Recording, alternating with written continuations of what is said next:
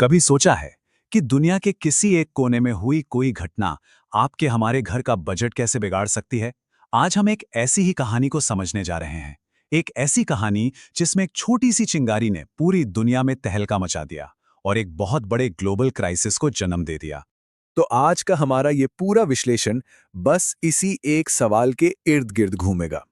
हम ये देखने वाले हैं कि आखिर कैसे एक मिलिट्री ऑपरेशन ने एनर्जी मार्केट्स को ऐसे झकझोर कर रख दिया कि उसका असर दुनिया के हर घर, हर इंडस्ट्री और हर इंसान पर महसूस हुआ। तो चलिए कहानी की एकदम शुरुआत में चलते हैं। हम उस एक घटना को देखेंगे जिसने एक ऐसी चेन रिएक्शन को जन्म दिया जिसकी शायद किसी ने कल्पना भी नहीं की थी और जिसे बाद में कहा गया पैंडोरा का। सब कुछ शुरू हुआ 18 मार्च को। देखिए, माहौल में तनाव तो पहले से ही था और उसी बीच एक joint US Israeli military operation launch हुआ और बस यही वो चिंगारी थी जिसने इस पूरे विस्फोटक संघर्ष को भड़का दिया। जैसा कि आर्टिकल में लिखा है, इस हमले ने सच में एक पैंडोरा का पिटारा खोल दिया। ये वो टर्निंग पॉइंट था जिसके बाद हालात सिर्फ खराब नहीं हुए बल्कि पूरी तरह से अनप्रेडिक्टेबल और आउट ऑफ कंट्रोल हो गए। तो पहला हमला हुआ कहाँ? साउथ पास फील्ड पर। और ये कोई मामूली जगह नहीं है। ये दुनिया के सबसे बड़े गैस भंडारों में से एक है। मतलब आप इसे ऐसे समझिए कि यहां पर हमला करना सीधे सीधे ग्लोबल एनर्जी सप्लाई की लाइफलाइन पर चोट करने जैसा था। लेकिन बात यहीं खत्म नहीं हुई, बिल्कुल नहीं। एक हमले के बाद जवाबी हमलों का एक ऐसा खतरनाक सिलसिला शुरू हुआ जिसने देखते ही देखते पूरे रीजन को अपनी चपेट में ले लिया। इस पूरी सिचुएशन को एक डोमिनो इफेक्ट की तरह देख सकते हैं।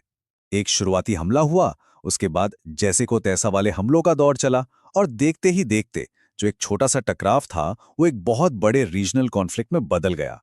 अब ईरान ने भी जवाब देने में कोई देर नहीं की। आर्टिकल के मुताबिक उन्होंने जवाबी कार्रवाई की, सऊदी अरब और यूएई में मौजूद बड़े बड़े एनर्जी टारगेट्स पर हमला करके।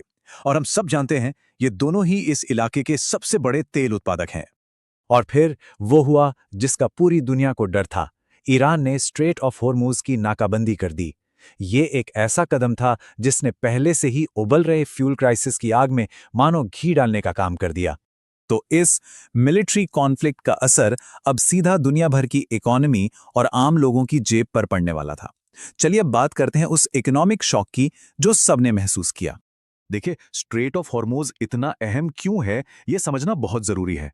दुनिया का करीब करीब 20% तेल और एलएनजी इसी एक समुद्री रास्ते से गुजरता है। तो इसे बंद करने का मतलब आप समझ रहे हैं, ग्लोबल एनर्जी सप्लाई की मेन आर्टरी को ही बंद कर देना था। तो नतीजा क्या हुआ? नतीजा ये हुआ कि मिडिल ईस्ट से तेल का प्रोडक्शन हर दिन 7 से 10 मिलियन बैरल कम हो गया। ये ग्लोबल डिमांड का करीब 7 से 10% था। आसान भाषा में कहें तो दुनिया की हर 10 में से एक गाड़ी के लिए पेट्रोल डीजल अचानक से गायब हो गया। और इकोनॉमिक्स का एक सीधा सा नियम है, जब सप्लाई घटती है तो कीमतें आसमान छूने लगती हैं। बिल्कुल यही हुआ। ब्रेंट क्रूड, जो इंटरनेशनल ऑयल बेंचमार्क है, उसकी कीमतों में 5% का भारी उछाल आया और दाम $108 प्रति बैरल के भी पार चले गए। अगर हम नंबर्स पर नजर डालें तो इंटरनेशनल मार्केट में ब्रेंट क्रूड 5% बढ़ गया। वहीं जो अमेरिकन स्टैंडर्ड है WTI, उसमें भी 2.5% की बढ़ोतरी हुई।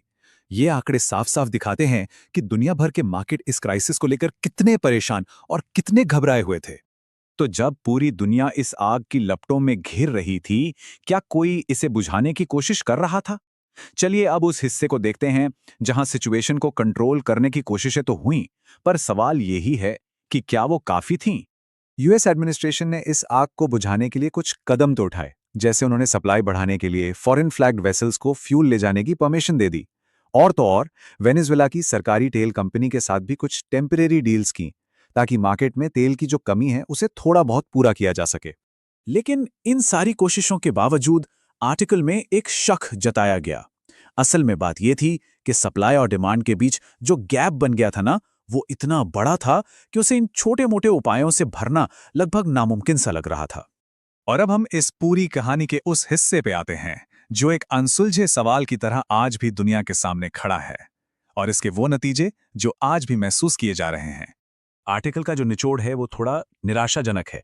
वो साफ कहता है कि कीमतों के बढ़ने का ये जो विशेष साइकिल शुरू हुआ है, ये तब तक चलता रहेगा जब तक कि इस लड़ाई को खत्म करके उस पैंडोरा के पिटारे को दोबारा बंद नहीं कर दिया जाता।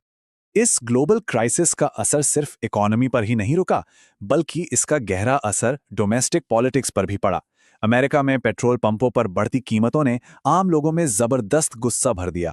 नतीजा, वहां होने वाले मिड टर्म इलेक्शंस में जो रूलिंग पार्टी थी, उसके लिए एक बहुत बड़ी पॉलिटिकल चुनौती खड़ी हो गई। और ये पूरी कहानी हमें इसी एक आखिरी सवाल पर लाके छोड़ देती है कि कैसे हजारों मील दूर हो रहा एक कॉन्फ्लिक्ट सीधा हमारी रसोई के बजट और हमारी गाड़ी के फ्यूल टैंक पर असर डालता है। ये इस बात का एक जबरदस्त उदाहरण है कि हमारी दुनिया एक दूसरे से कितनी गहराई से जुड़ी हुई है।